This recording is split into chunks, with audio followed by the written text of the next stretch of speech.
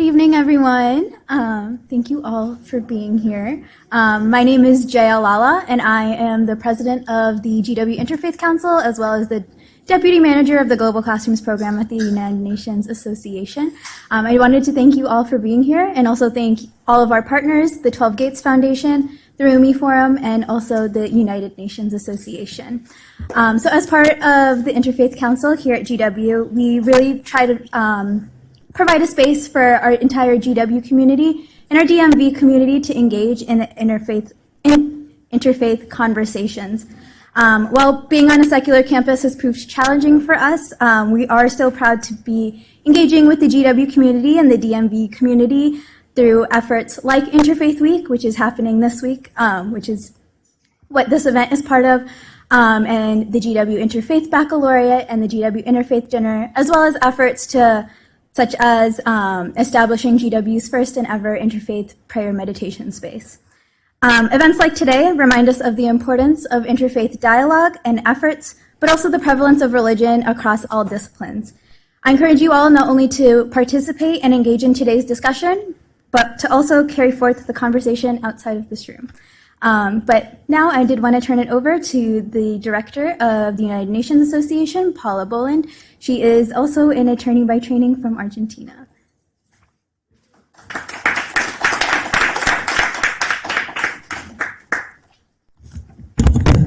Good evening, and happy World Interfaith Harmony Week, an annual event that is observed the first week in February.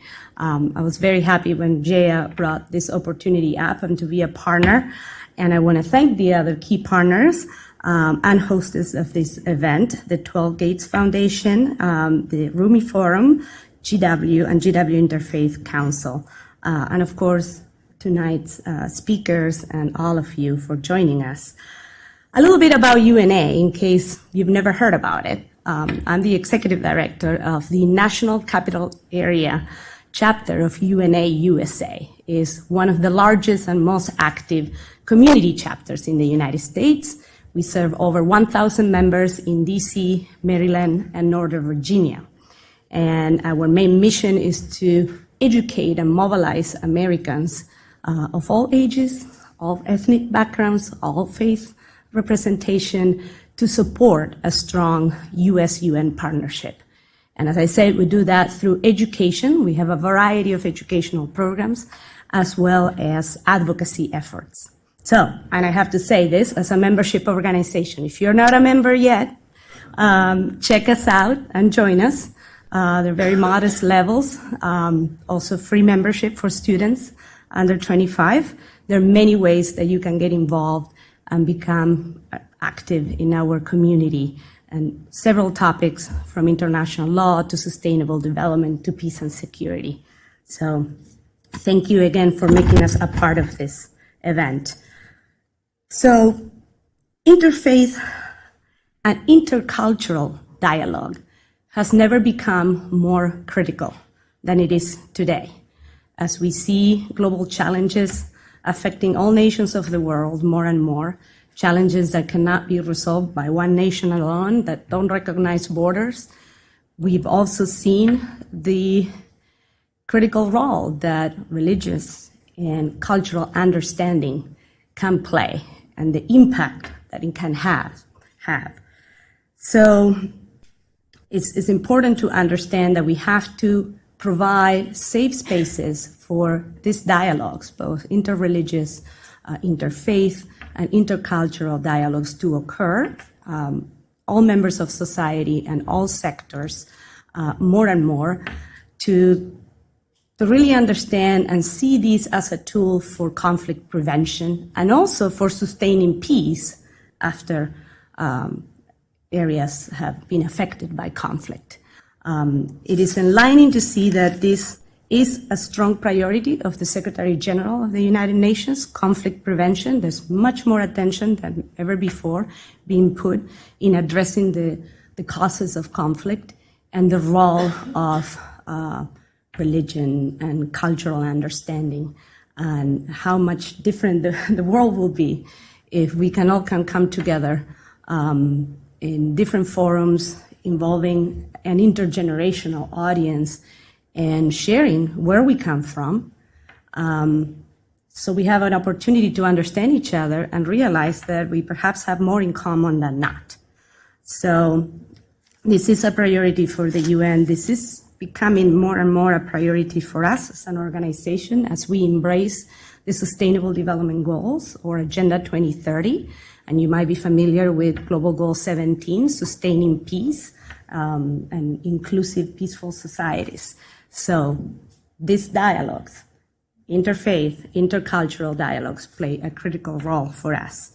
And the UN has been doing this ever since it created the UN Alliance of Civilizations, which was established back in 2005 under former Secretary General Kofi Annan, and is covering key areas that have the potential for cross-cultural relations and improvement on the areas of education, youth, migration, and media. These are areas where we can reduce cross-cultural tensions and build bridges between communities. So sustaining peace. Sustaining peace is a critical priority. No religion or faith or ethnic group can justify violence. So it's about providing, again, the space for building a culture of peace. And all sectors of society have to be involved in that conversation. That's what the network, the alliance that I mentioned of civilization, has been doing. But we also have to recognize that we need to form more strategic partnerships with faith-based groups, religious leaders, and empower youth through education. I don't think, reflecting on my own education, and I consider having had a very good education, I don't think interreligious dialogue and interreligious cultural education has been well integrated in the school systems at an early age. We believe in that. We will be looking into doing more of that in our space of education and advocacy, and I hope you will join us. So without further ado, thank you so much for the invitation.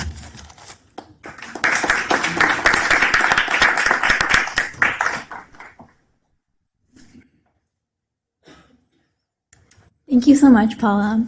Now I want to introduce Thomas Cromwell, the director and founder of the 12 Gates Foundation.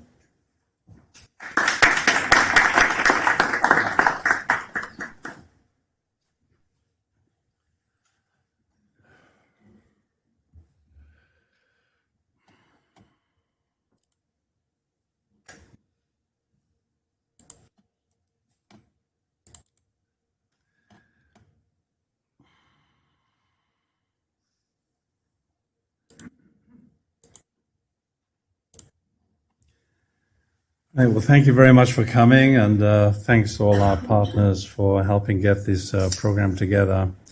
I just want to spend a few minutes explaining the idea of the concept behind this gathering, living harmoniously in an interfaith world.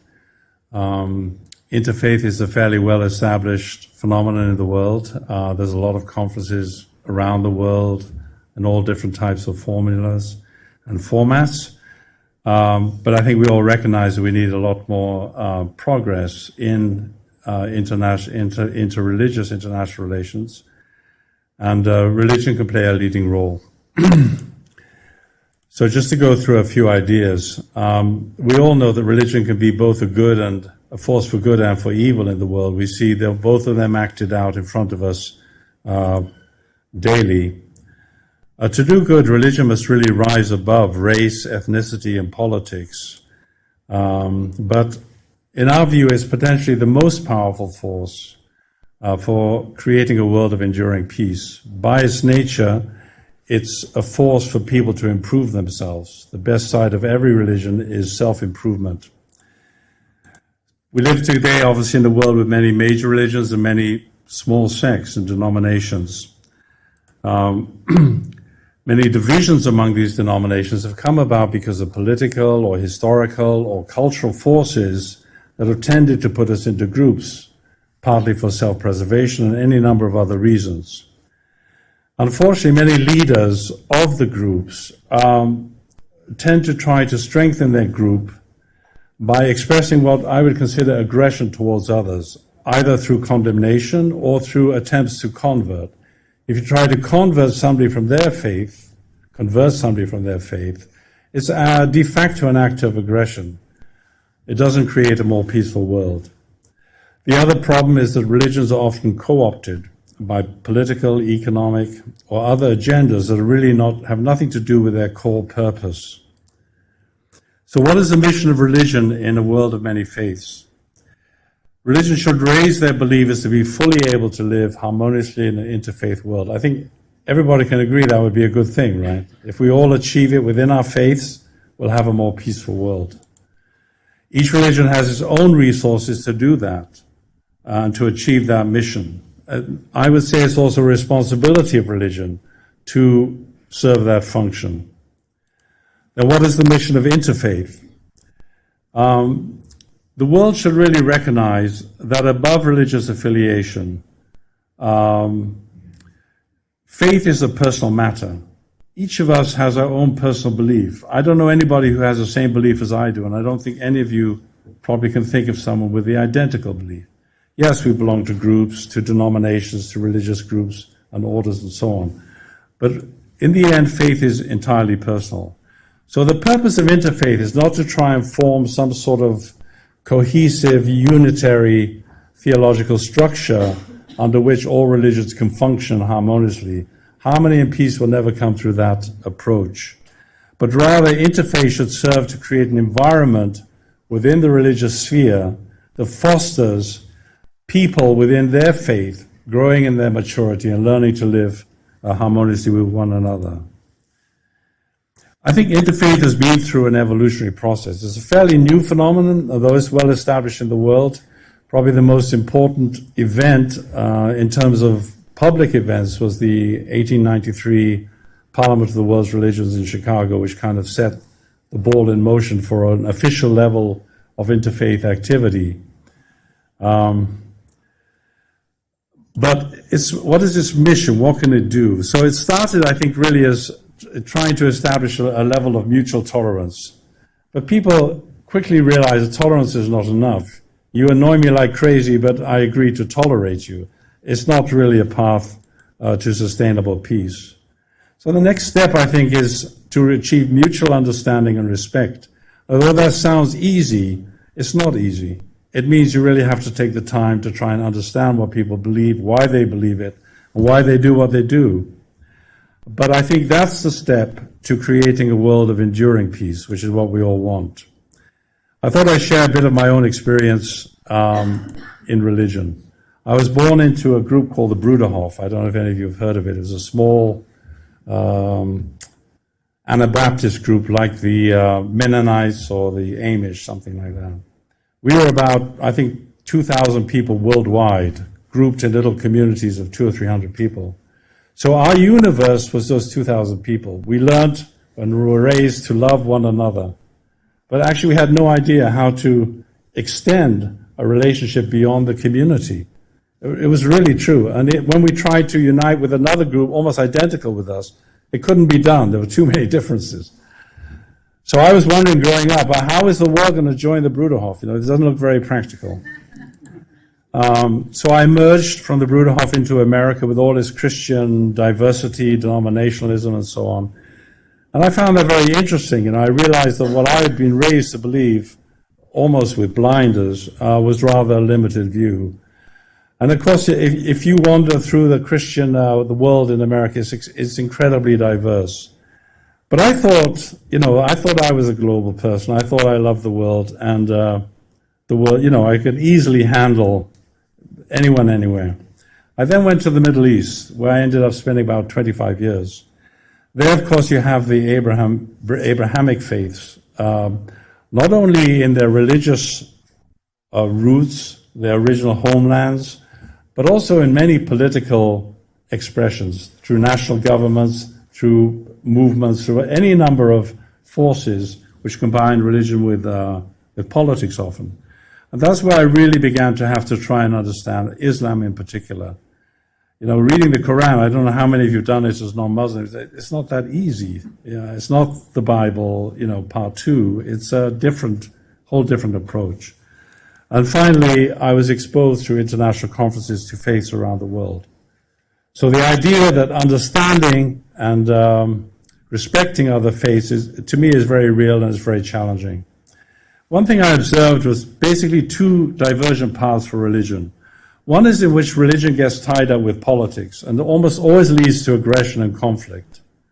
The other one is where it helps people with their internal development, which makes people more peaceful and creates more peaceful societies. Some obvious examples of this, the Crusades. The political ambition of reclaiming the Holy Land combined with the Christian faith produced really a terrible phenomenon, I would say, where bloody wars were fought. One of the best books on this is the Crusades Through Arab Eyes by Amin Maalouf. It's kind of scary about what happened. On the contrary, what about Christian charity? So many charitable groups do wonderful things around the world. In Islam, you have political Islam on one side, and we all see the worst aspects of that through, violence, terrorism, political movements that are very violent. On the other hand, you have Sufism. Sufism is a wonderful force for internal development, for peacemaking. I had the good fortune to meet many Sufi groups in the Middle East, in Sudan, in Egypt, in Syria, in Turkey, and I was always impressed, without exception. For example, in Sudan, the only day off people have in the week is a Friday, and they have the prayers at noon, right? Then afterwards, they go out in the street. This was a Samanea Tarika. They would line up in the street, close the street off. It was boiling hot. I mean, I couldn't stand it. And for hours, literally hours, they would do the zikr, Allah. But that kind of discipline, on their one day off, they were devoting it to God. One example from the Middle East, I think that's very instructive, is Lebanon. It's long been kind of a crucible for sectarian strife. You have Sunni, Shia, you have Druze, and you have all sorts of different Christian groups. For 15 years, civil war was fought, and the civil war was a combination of these sectarian groups with political agendas. They were supported often by other countries. Syria was involved, Israel was involved, Saudi Arabia was involved. And of course, the result was disastrous. The country was totally ruined. Tens of thousands were killed or maimed. This is a picture of Beirut. I spent a lot of time in Lebanon during this period. I remember being invited to someone's home in Ashrafia, which is a Christian district right near the center. We were having lunch, and you could hear snipers shooting. They said, "Oh, this is normal." It became so normalized. But of course, the country was ripped apart, communities were moved, and so many people suffered. I think fatigue from the fighting, there was a growing desire to have peace and to work together. Now you see a different sort of situation there, where the people are pretty much united against a corrupt government. They're frustrated with politicians. They want a better life. And they want to live in peace. A Druze friend of mine sent me this. That's her hand holding the flower. Christians, Muslims, one nation. I think this sentiment is a very positive thing to see in Lebanon. So 12 Gates Foundation is inspired by the idea in Revelations, I'm sure many of you are familiar with, of the idea of a kingdom of heaven descends, and it has 12 gates, 4 from the east, 4 from the west, 4 from the north, 4 from the south. In other words, people from all different directions. The physical direction is just a symbol, a token of the religious directions that people will come to be together. And it specifically says there's no mosque, there's no temple, there's no building. It's just a place where people are one with God. And I think that's a beautiful vision of what we all really want. Behold, the dwelling place of God is with man. He will dwell with them, and they will be his people. And God himself will be with them as their God. He will wipe away every tear from their eyes, and death shall be no more. Neither shall there be mourning, nor crying, nor pain anymore. It's a vision of a perfect world. Every faith has a role in guiding its believers to its destination. Every faith has its own idea of nirvana, of heaven, or paradise, the place where people want to get to. So our 12 Gates Foundation was established to try and facilitate that. Tonight we're hearing a Muslim contribution to the interfaith. We'll have other faiths also making their contributions. So finally, I want to finish with a few words from Rumi. I think everyone here probably knows Rumi. He's an amazing person. As a Muslim Sufi saint, he yet understood God, and he wrote poetry in such a way that anybody from almost any country, any background can appreciate what he had to say, because he touched the human heart. Are you searching for your soul? Then come out of your prison, leave the stream and join the river that flows into the ocean. Absorbed in this world, you've made it your burden. Rise above the world. There's another vision. So that's the vision we all want. So tonight we're lucky we have with us the Rumi Forum. And I'll let Ibrahim Anli, who is the director in Washington, introduce the forum and our speaker. Thank you very much.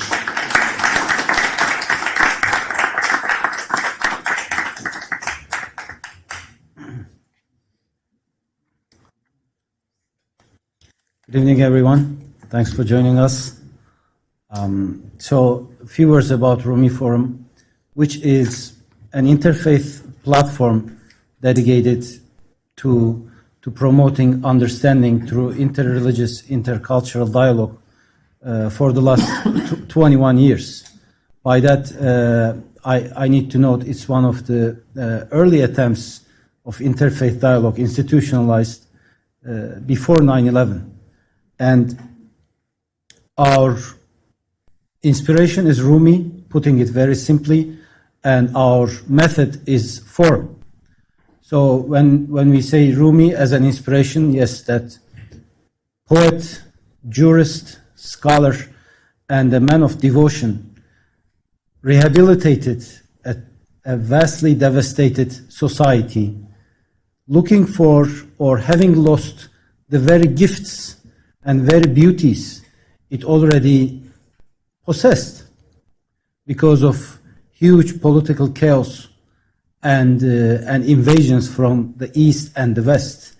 And he himself put himself on the line, having to deal with accusations and many other things, including smears, just to embrace and to rehabilitate the society he was living in. That's what I mean when I say Rumi is the inspiration. Rumi Forum, throughout these 2 decades, has been one of the leading Abrahamic platforms and trying to expand its network of dialogue to non-Abrahamic faiths, has organized study trips for hundreds of American leaders, facilitated dialogues at a variety of levels, like book talks, conferences, facilitated publications of numerous books, and has been active also at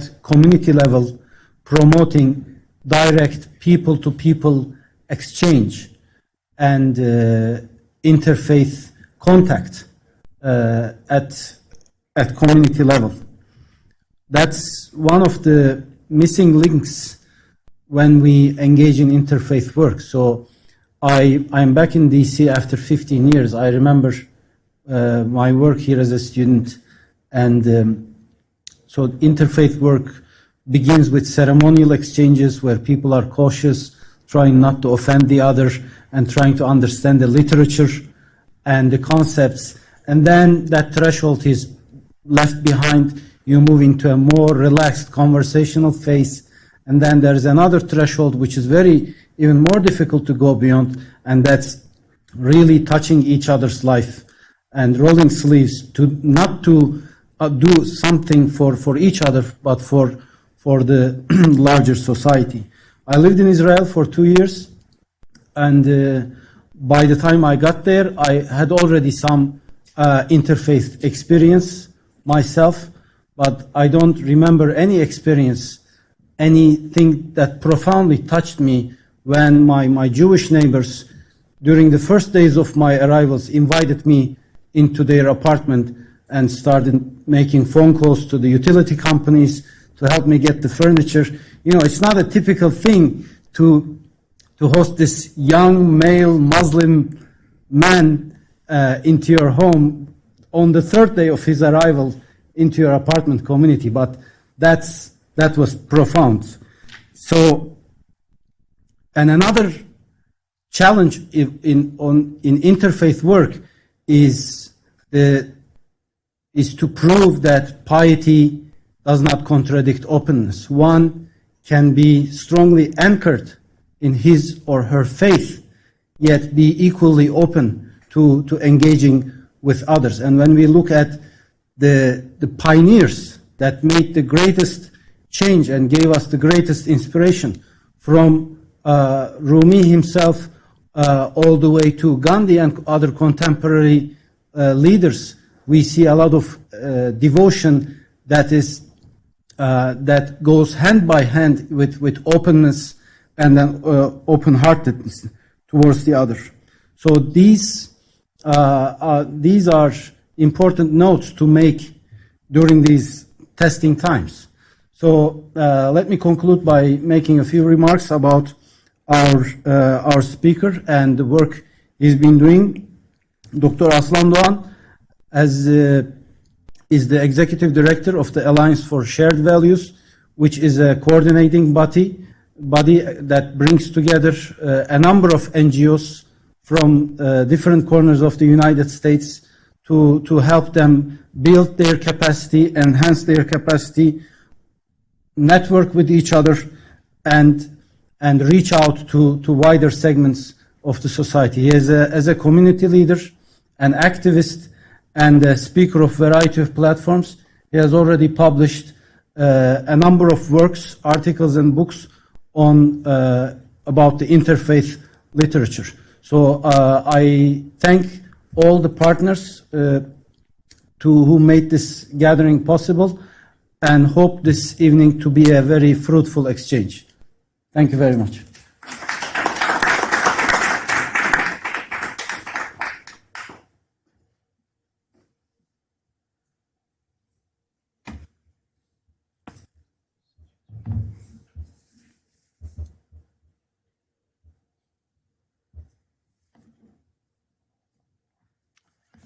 Good evening. Welcome. I greet you with greetings of peace. It's a privilege and pleasure for me to be at this great institution of learning. And I see that we have some students. Could students raise their hands, please? Okay, all right. Do we have any faculty members among us? Also, all right. Yeah. So I thank our organizers, co-hosts, for giving me this opportunity to have this conversation with you. So I'm here to share contributions of a Muslim group to harmonious living in an interfaith world. And the group I'm going to talk about is the Hizmet movement, which started in Turkey. The world has always been interfaith. It is not that we all of a sudden have a new interfaith world. But now we have globalization, which means that members of different faiths now have an opportunity to come in direct contact with each other much more often. So they become neighbors. So this change has brought two consequences. One is positive and inspiring. The other one is alarming.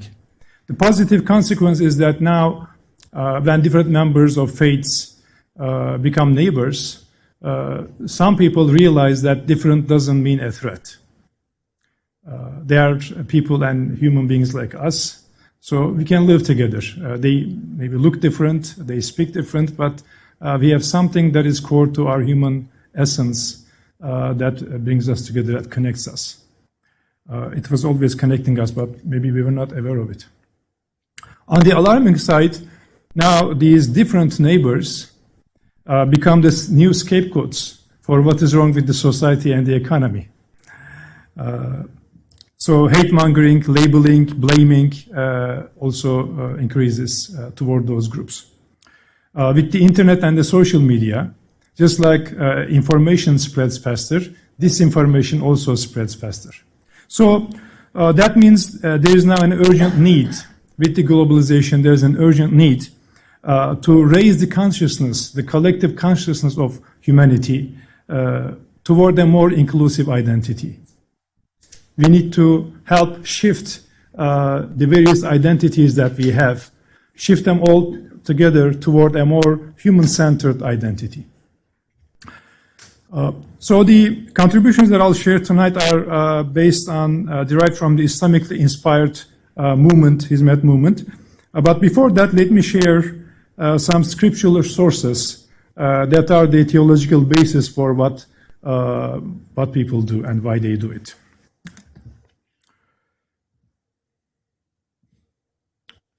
Let me begin with the Quran.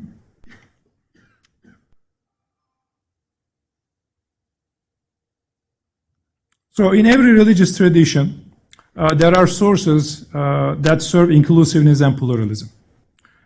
And there are others that can be used to justify a narrow sense of identity and a tribal understanding of religion.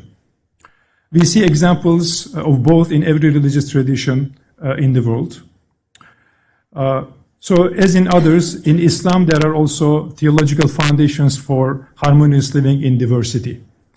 Yes, there are these sources. Are they followed by the majority of Muslims today? Let's talk about that some other time.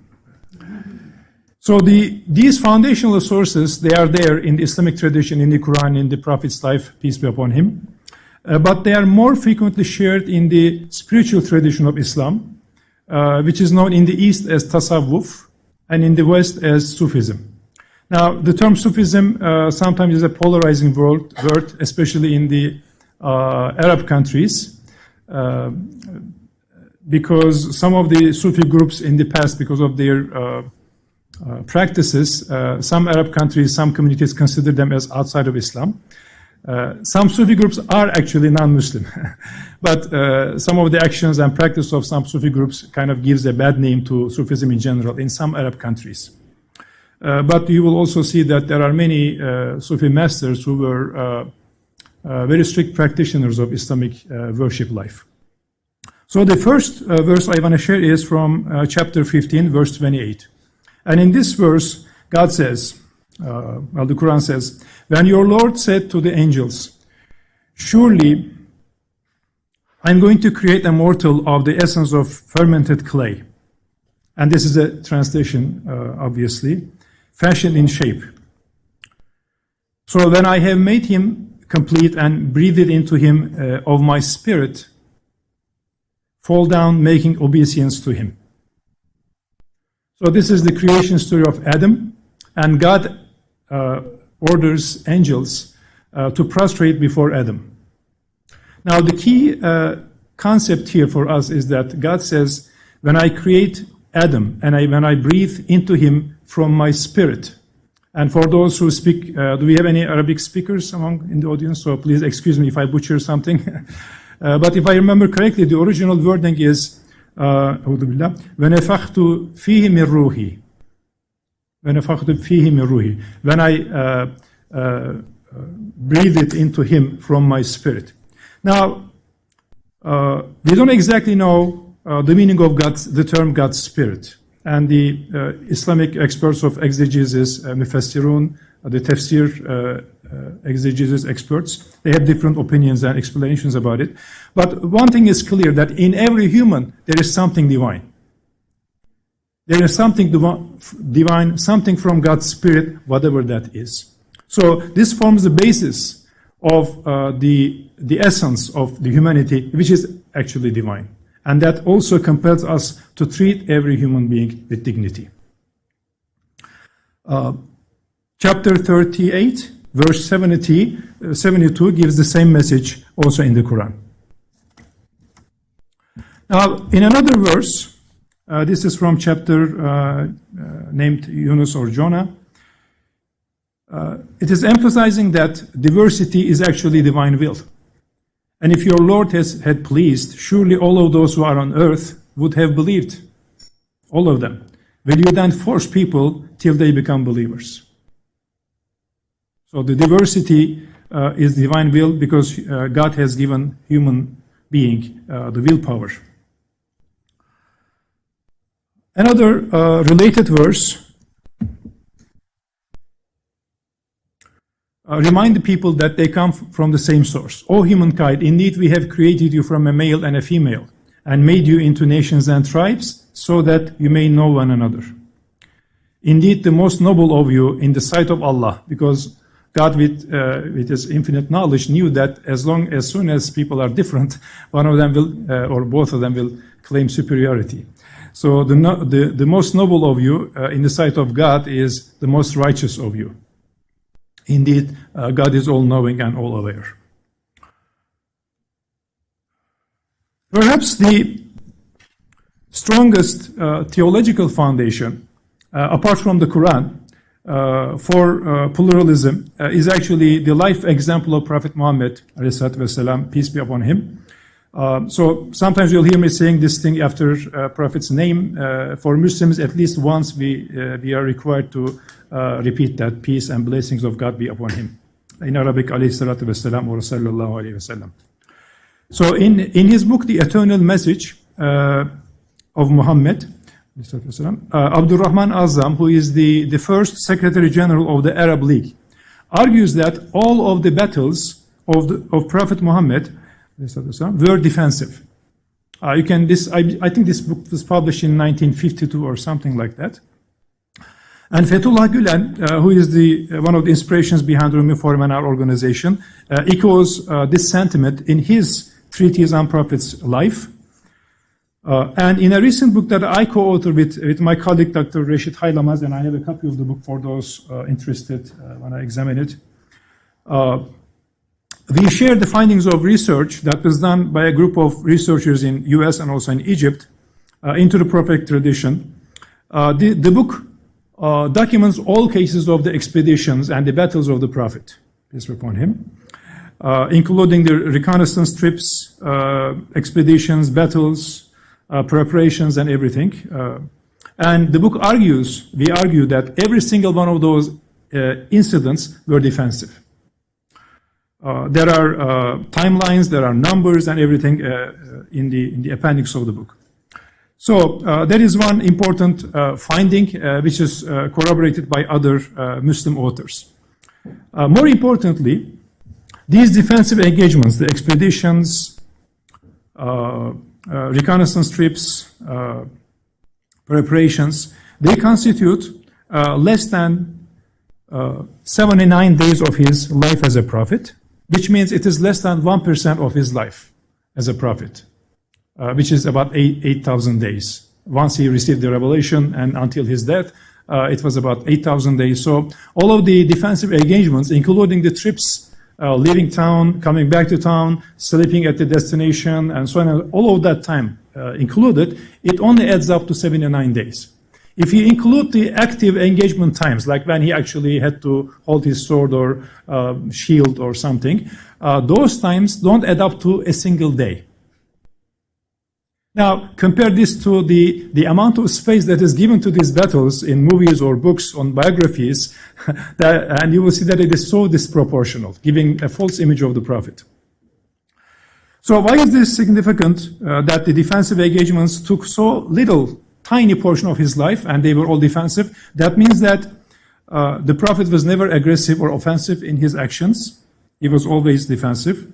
That means that for Muslims, it is a foundation to seek diplomacy, dialogue, and peace, and agreements as the basis of a normal life, rather than offensives and rather than conflicts. Another important finding of the research that led to this book is the relationship of Muslims and Jews in Medina. So often the most commonly held perception is that Jews and Muslims and the polytheist Arabs initially made a pact, and then the relationship soured, and the Jews were punished. They had to leave town. No Jews were left in Medina, so the relationship was over. This is the commonly held perception. Actually, this is not really the case. Indeed, there was a pact that was signed by the three groups, in which each group was recognized as almost like a citizen of a city-state in Medina. And indeed, some Jewish groups betrayed that agreement and they joined hands with the Meccan polytheists against the Muslims and their other neighbors.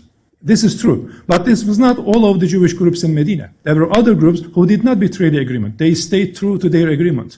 And even among the groups that betrayed the agreement as a group, there were individuals and subgroups who did not do that. So all of those other Jews in Medina, their relationship with the Prophet and the Muslims remained positive and neighborly.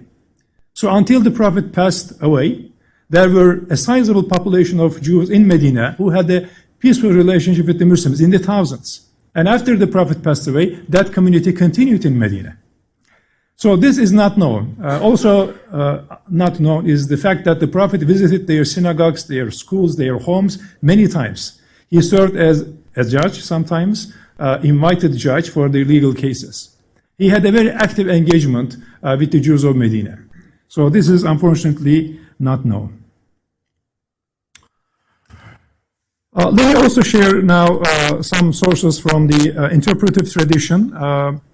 But another lesson from the book was that the lessons that I just shared with regard to defensive battles, the engagements taking so little space, diplomacy and peace being the norm, and the interfaith relationships, unfortunately, they are missed by many readers of the biography because they don't watch the whole movie.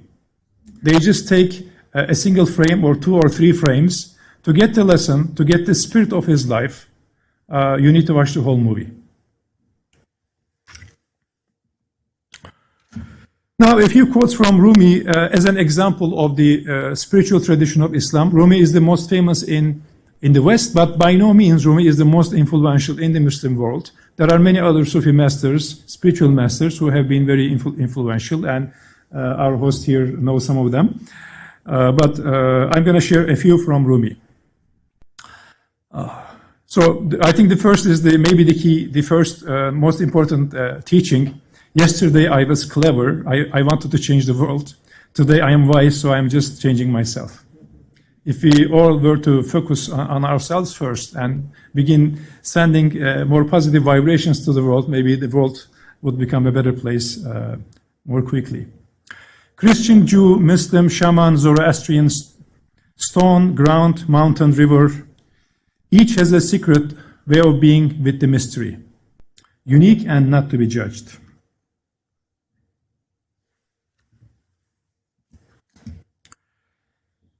Still, this whole world is but a house, no more. Whether we go from this room to that room or from this corner to that corner, are we still not in the same house? I guess this was Rumi's way of saying we are all on the same boat. He lived in a landlocked city, Konya. I am neither Christian nor Jewish nor Muslim. I am not of the East or the West. I have put duality away. I have seen the two worlds as one. One I seek, one I know, one I see, one I call. Some of the verses like this actually put Rumi in a position where he is seen as a heretic by some Muslim groups. But just keep in mind that Rumi was a practicing Muslim. He was fasting 5 times a day. He was praying 5 times a day. He was fasting during Ramadan. He was fulfilling all of the acts of Muslim worship life. All right, so now let me share some examples from the contributions of the Hizmet movement. Hizmet movement has nearly 1 million participants, most of whom are still in Turkey.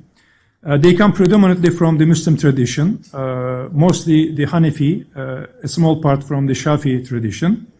Ethnically, they are 85% Turkish and about 15% Kurdish, reflecting the demographics of Turkey.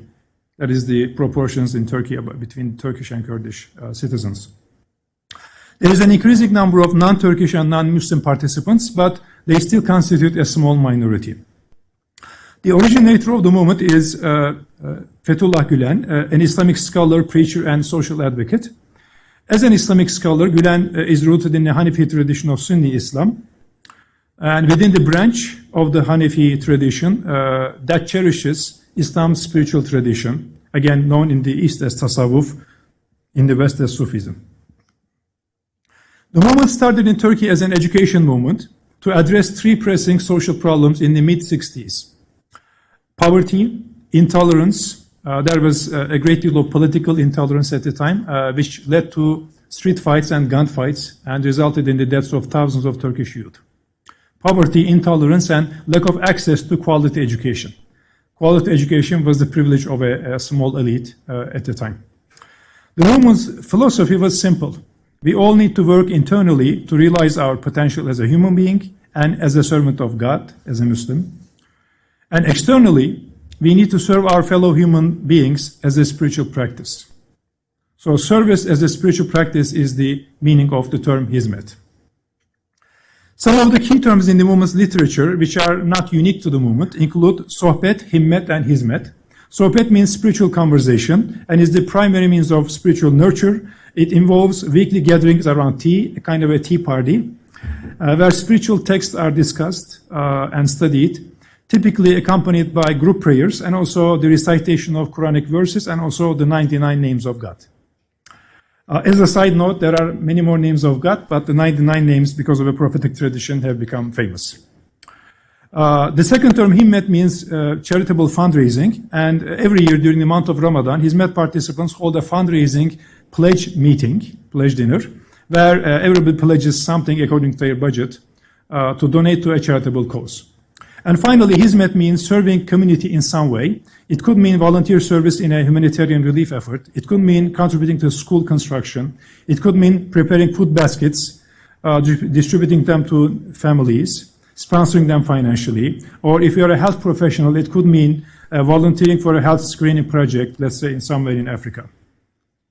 The movement started in Turkey in the mid-60s as a community of citizens who wanted to invest in education out of faith and also out of social responsibility. Their initial projects were dormitories for enabling kids from rural areas to attend high school in college and towns. So this school that you're seeing here, initially it was not a school, started out as a dormitory, and later on the schools also started. The second wave was the college prep courses. They helped their students get into some of the best colleges in Turkey. They used to, because they were closed down by President Erdogan. And the next wave was the private schools, grade schools. Before they were shut down by Erdogan government or taken over, there were about 500 grade schools and 15 universities in Turkey, started by hizmet participants. During the 90s, the community began its transition into a transnational civic movement.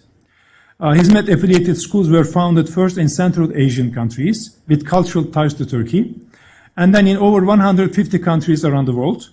In some countries, there are no Turks or Muslims, or very small number of Muslims. Despite President Erdogan's efforts to shut them down outside of Turkey, majority of them continue to function, and there are hundreds of grade schools and 3 universities run by hizmet participants outside of Turkey as we speak. Outside of education, the movement participants, I'll come back to some of these. A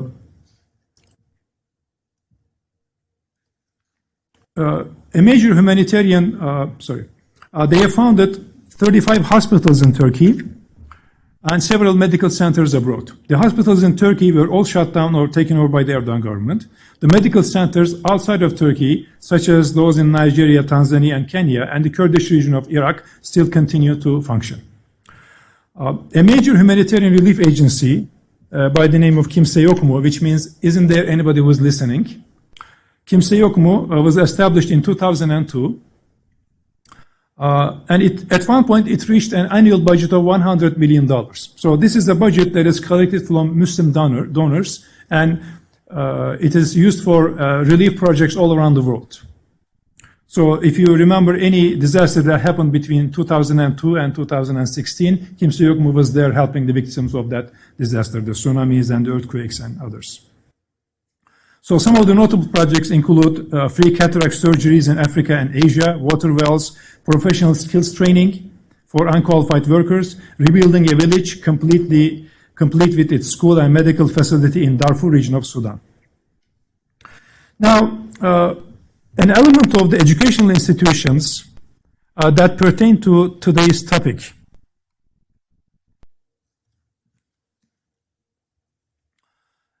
Is that these schools have been very intentional about one feature. Wherever there is ethnic or religious diversity, they made a conscious effort to include members of those faiths and ethnicities in the school population. I recently talked to one of the founders of a school in the Philippines. You may know that there is a Muslim minority in the Philippines, and they have their relationship with the government and the rest of the society is tense. There are also terrorist groups there. So these Hizmet participants in the Philippines started a school, Hizmet-affiliated school, but the building that they used was previously used by an Islamic school. So they started a new school, but the society, the community didn't know that. So initially they only had Muslim students from the Philippines. But their intention was to be inclusive and pluralist. So they actually went out to the Christian community, Christian parents and families. They knocked door to door, and they invited them to come see the school. It's a new school. And they actually offered, it is a tuition-based school, they offered scholarships for Christian kids to attend the school. And they did reach their goal of a plural, diverse student body. So as we speak, there are Christian and Muslim kids studying in this school in the Philippines, in the Mindanao region. And you can see the same situation in schools in Macedonia, in Bosnia, where there is ethnic and religious diversity. Sometimes you even find the parents of the kids fighting outside where their kids are studying in the school peacefully. Another intentional aspect of these schools is their teaching of multiple languages. The thought behind this, in the words of Fethullah Gulen, is that, and I will quote a translation, every language is like a flag. As students learn other languages and see the flags of those countries fly next to each other, they learn to get along just like those flags. International cultural exchange trips accompany the learning of multiple languages to enhance exposure to and awareness of other cultures. And in the area of gender equality and women empowerment, Hizmet schools have made remarkable contribution in challenging geographies, such as providing education to girls in places like Pakistan, Afghanistan, and Nigeria. As we speak, the schools in Nigeria continue. Some of the schools in Afghanistan have been taken over by the Afghan government, by the pressure by Turkish government. And unfortunately, the schools in Pakistan have been transferred over to a Turkish-backed foundation. Now into another area. Hizmet participants have made significant contributions in the interfaith arena. In Turkey during the 1990s, the Foundation of Journalists and Writers, chaired by Mr. Gulen, organized high-profile interfaith events that featured the leaders of Turkey's religious minorities. These are very small minorities, numbering in the thousands. The largest one is the Armenian community, about 60,000. The Greek Orthodox, only a few thousand. The Jewish community, about 20,000. So these events featured the Armenians, Assyrians, Greek Orthodox, and the Jews of Turkey. While these communities have lived in Turkey for centuries, predating the Republic of Turkey, the nation-building project of Turkish Republic left them in a vulnerable status, where their loyalties to the new state was questioned, if that sounds familiar.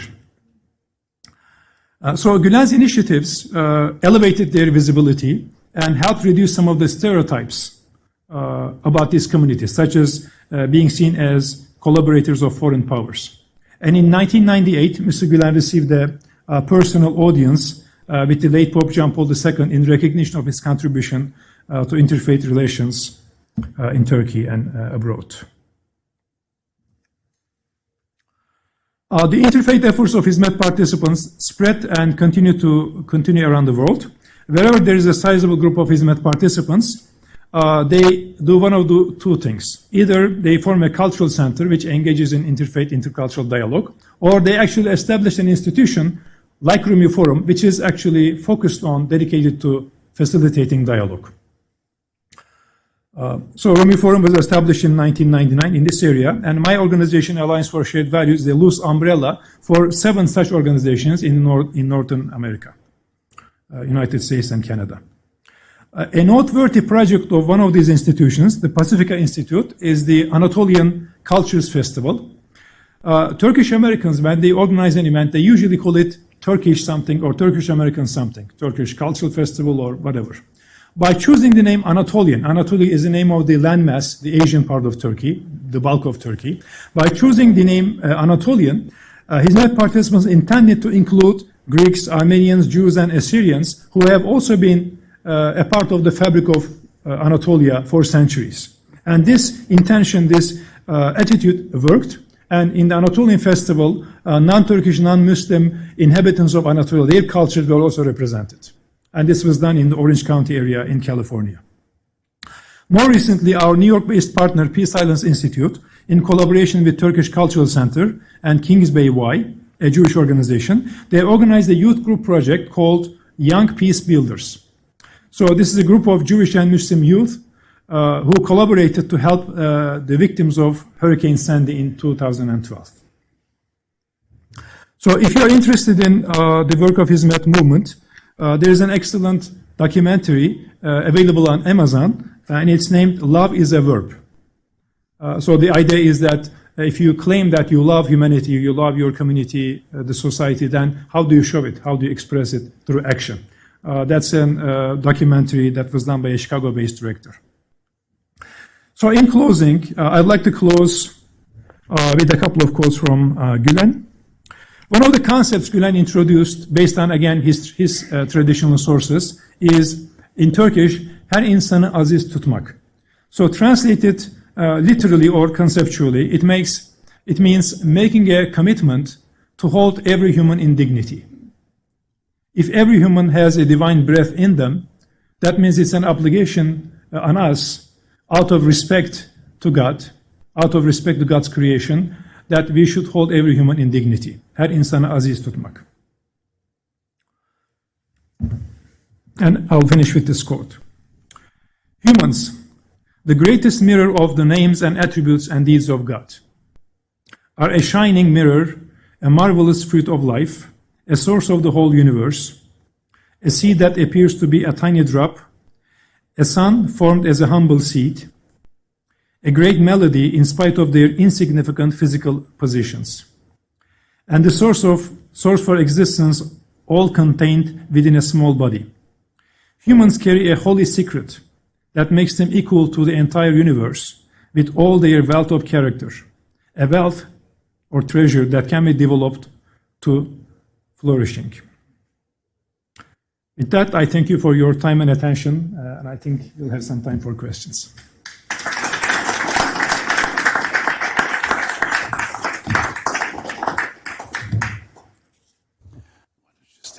Yeah, if there are any questions, we have a couple of microphones here.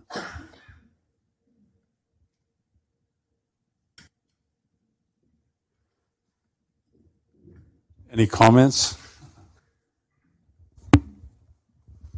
I probably don't need a microphone.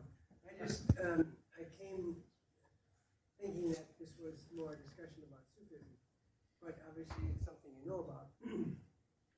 Why do you think that practically all of the Islamic governments are actually very aggressively hostile towards Sufis?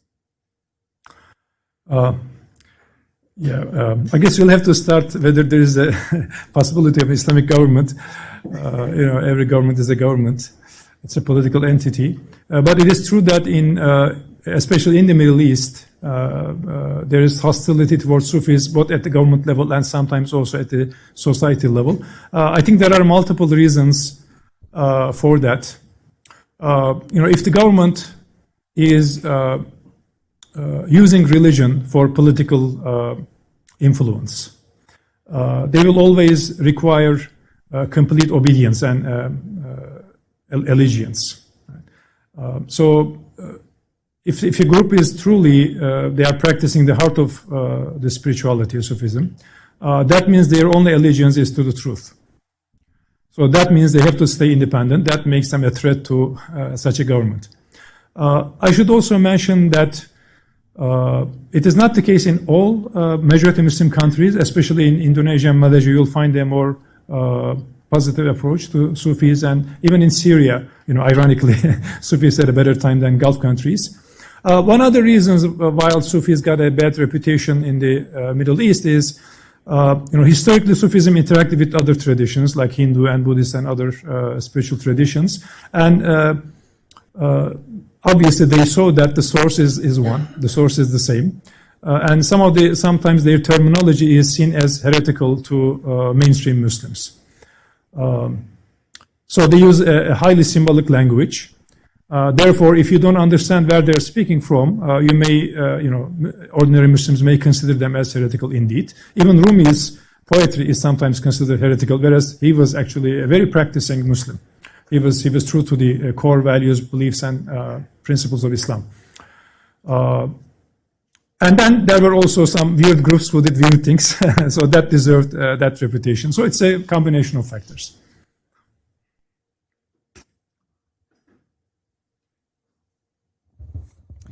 Hi, thanks a lot. I also didn't realize this was going to be a little bit about the Hizmet movement, and as a non-Muslim, I've always been very curious about it. I lived most of this last decade in Chicago, involved in the interfaith world, and there was a big foundation, I think it was called the Infinity Foundation, that I believe was part of the Hizmet movement, Turkish. In Chicago, Niagara Foundation? Niagara Foundation, yeah. Exactly. That put on these wonderful Abrahamic dinners, yeah. And so people in the interfaith world often were beneficiaries of Hizmet, but I felt that very few people knew it was the Hizmet movement. Mm-hmm. So it was kind of a gap in knowledge, and then it just disappeared a few years ago. Never heard from it. Yeah. Which seemed to be related to what was going on in Turkey. Mm, yeah. So a little bit of that mystery, yeah. And lack of communication from that world, and also just obviously we hear Erdogan says that Gulen is a criminal, etc. So maybe you can just fill in a little bit of the gap for those of us who have heard about it, know it does great things, but didn't really understand some of the internal. Sure. Well, the Niagara Foundation is still alive, I can tell you that.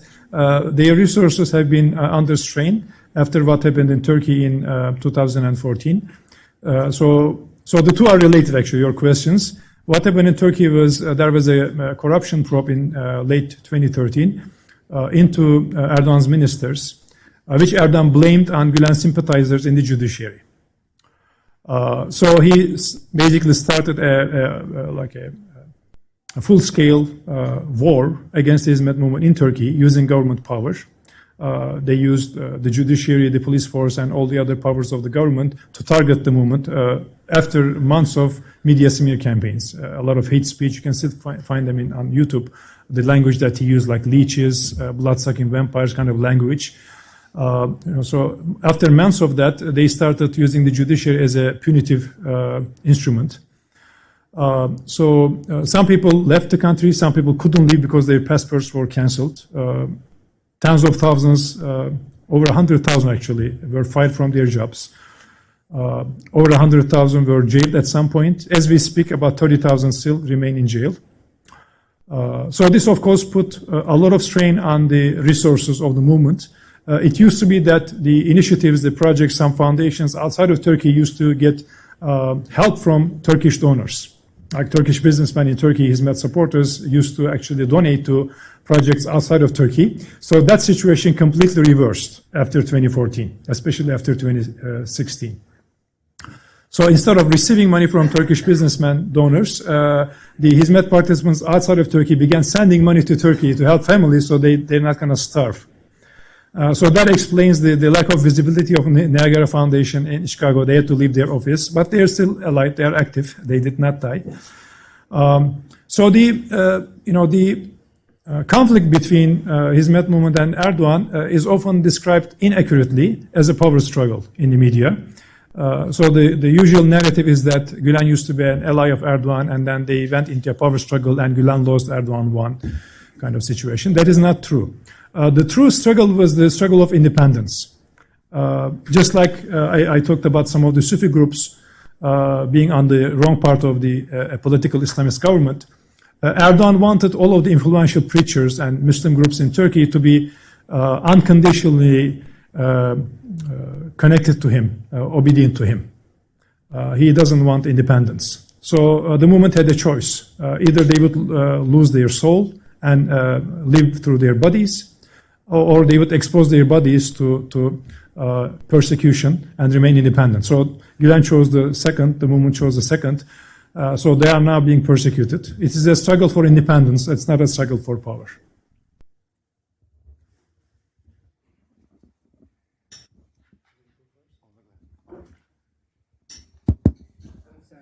My meter is running out. I fully understand. Well, thank you very much for this beautiful event. I happen to teach a course on Sufism here, and I know just a little bit about that. What I want to say is that it is wonderful that Mr. Gulen has been able to keep Hazmat movement detached from politics. But the picture that is given of this movement inside Turkey is that this is a political party hiding behind some diluted Sufi teachings, and a picture something like that. Yeah. Regardless of what they say, the line that separates a charity group like Hizmet and the possibility and danger of that turning into a political party is a very, very fine line. And the worst thing that can happen, that transformation takes place, and even worse than that, is that Sufism would be exploited as a political ideology. Yeah. We see that when even an Abrahamic tradition like Islam turns into a political system, what the result is. It's disastrous. And this would be even more disastrous if Sufism is either pictured as a political ideology or, in fact, functions as a political ideology. One of the things that Mr. Gulen must be credited for is that very finely and skillfully in the last 20 years has tried to avoid and prevent that. What is the plan of future generation of leaders of this organization to prevent such a disastrous development and continue what Mr. Gulen has started? Yes, thank you. Excellent question. Mr. Gulen is 80 years old. He has very fragile health, so that's a very valid question. One of the consequences of the troubles in Turkey, a positive consequence, has been that there has been an internal inquiry, search, and clarification within the movement. Because what happened in Turkey, we cannot claim the movement participants have 0% responsibility and it's all Erdogan's fault. Obviously, we should do some self-examination. So one positive consequence of this self-examination has been clarifying the core values of the movement. So my organization, in collaboration with several other partner organizations, are now developing a document that expresses the core values of Hizmet movement. And one of these movement values is that Hizmet movement intentionally will never become a political party, because the movement wants to be inclusive, and political party affiliation is a very divisive issue.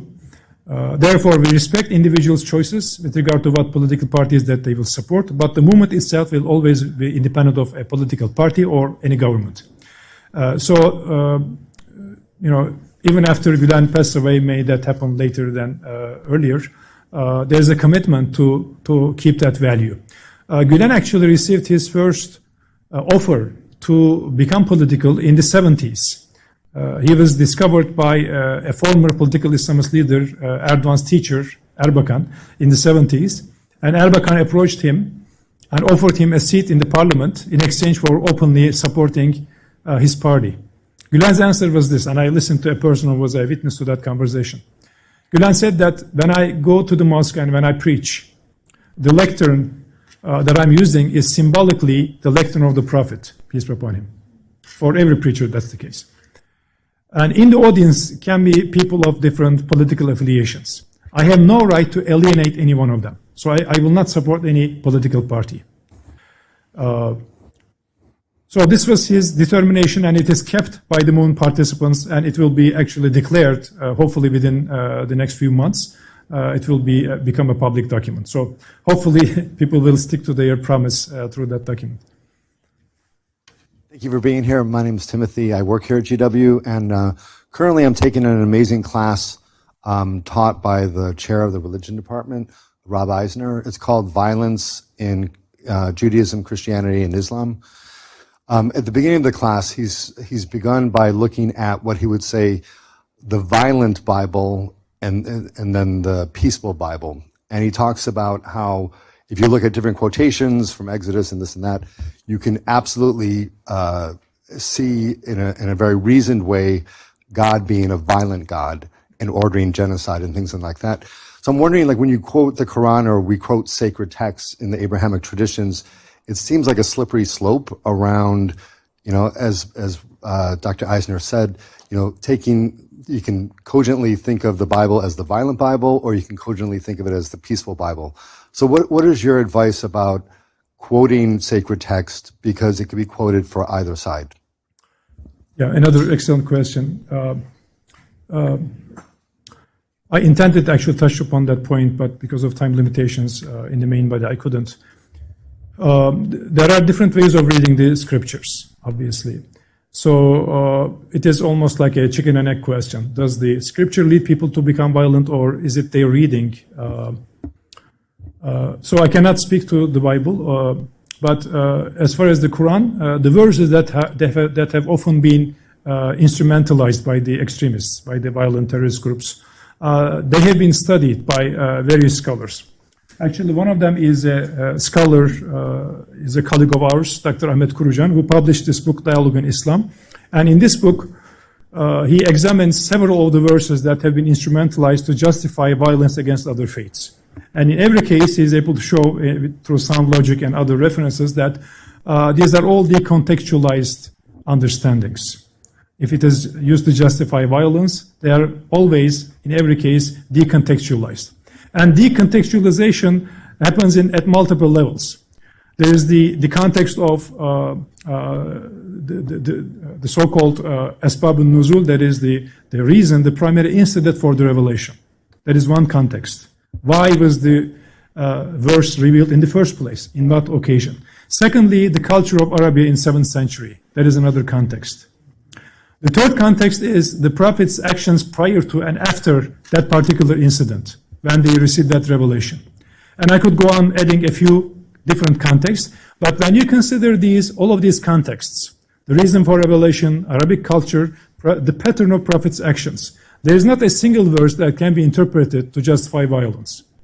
Obviously, this is a group, including us, that believe in this, but there is a lot of work to help bring more Muslims together to this path. So unfortunately, there can still be violent groups who will use verses and prophetic sayings to justify.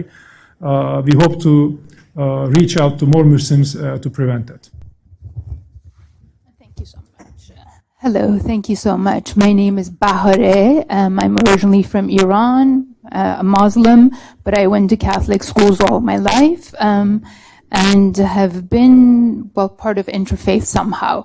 And my question to you and also the other speakers would be, what can we do? Like when we leave here tonight, it's been a great talk and really great theories that we talk about. And I think just the fact that we're here, it means that we're interested and, we are part of this, perhaps secret society that wants this to happen. But can you give some guidelines, like say tonight, tomorrow, Bahare, go out and do 1, 2, 3, or at least one for now. All right. Thank you.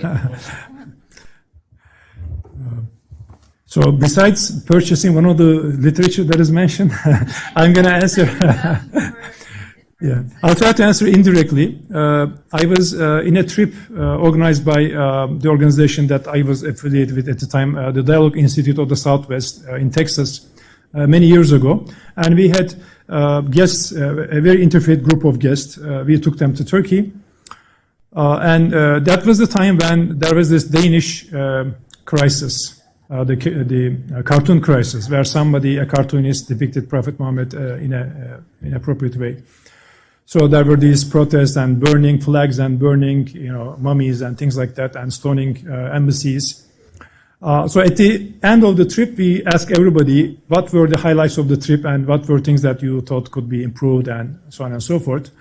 And one of the participants, who was a mayor of a small town in Texas, he said, last night when I went to my room and watched the TV, I saw these protests.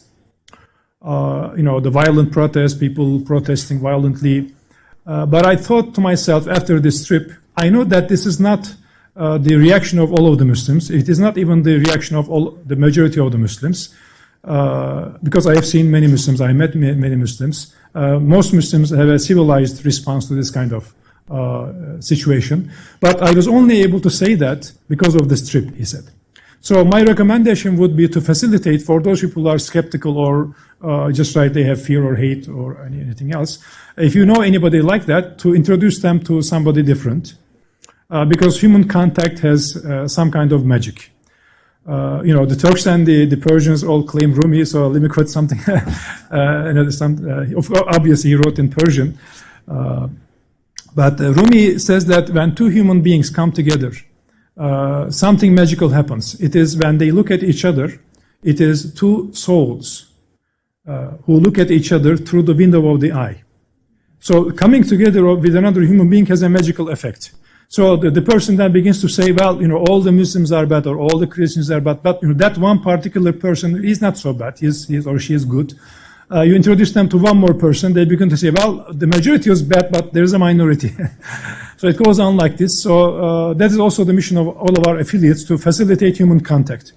You might have seen Pew Research on studies in America. They ask people to rate religions with some how warm or how cold they feel toward the religion, right? And whether they want to have a member of that religion as their neighbor. As you can imagine, Islam and Hinduism and atheism scored around the bottom in all cases. They changed places. Sometimes atheism was at the bottom. Sometimes Mormonism also was at the bottom for some groups. But they discovered that if these people met somebody from that religion, their perception score increased by at least 10%, sometimes 15%. Right?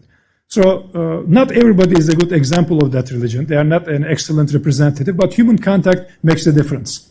So the same situation, the same discovery observation was also made in the neighbor situation. When people are asked, whom would you like to have a neighbor or not like to have a neighbor? Most people said, we don't want to have a Muslim neighbor. But among the people who do have a Muslim neighbor, their perception of Muslims is the top, is the highest perception.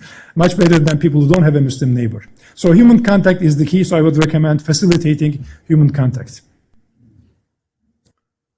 All right.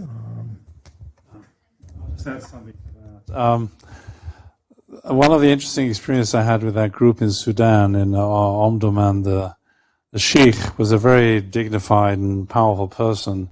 And he said Hassan Turabi, who many of you may know of, was a leader of the kind of Muslim Brotherhood equivalent in Sudan, constantly came to him to try to get his organization involved, a little bit like we heard here. Political people want support, they want members of their parties and so on. And the sheikh very wisely refused. He would have nothing to do with it. And I think this is, in a way, the lesson. Interfaith is not so much about looking at how can we all work together. It's much more, I think, it should be about how can I become a person of interfaith qualities. And I think this should be the direction within faiths, because you can't tell another person or another faith how they should improve their education or how they should improve their standard of spiritual behavior. But you can always look to yourself, and within your organization, within your church and so on, there can be that education. I think in life we learn that people who are mature and good and patient and understanding, it almost doesn't matter where they come from, right? We appreciate them by the way they behave. I think this is the standard for religion that we all need. Was there one over there? Okay, maybe let's take two and finish. Oh, okay. So can we take two or no? I promise to answer quickly. Go ahead.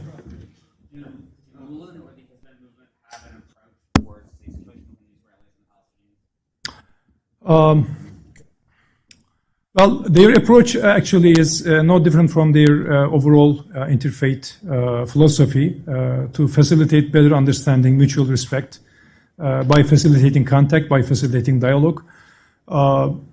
We usually do not want to speak to the political aspects of the situation, which can be divisive regarding different audiences.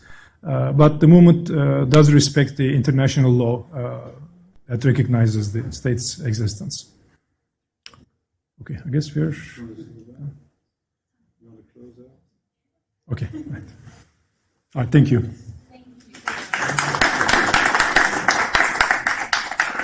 Well, again, thank you all for being here. I hope, enjoyed the conversation, getting the Muslim perspective. And, thank you for sharing. It was really, really insightful for me. I think just to add to your question of how can I continue this, I think one thing for me that I've learned in my interfaith experience at this university is just educate yourself. We're privileged to live in a city where faith lives. We have a lot of different accessible places of worship in this city that are all around the city, all around metro areas. So definitely go one day, take a friend, be like, we're going to go to the Washington Hebrew congregation and just sit in for a Shabbat. It might seem daunting at first, but I personally have learned to love and have been able to access my faith in a different way, and it's taught me a lot about my own faith, or even if you're not faithful, it teaches you a lot about different faiths in general. Thank you all again for coming. I hope you guys stay engaged with all of our partners in the GW Interfaith Council, but I hope you have a great rest of your evenings.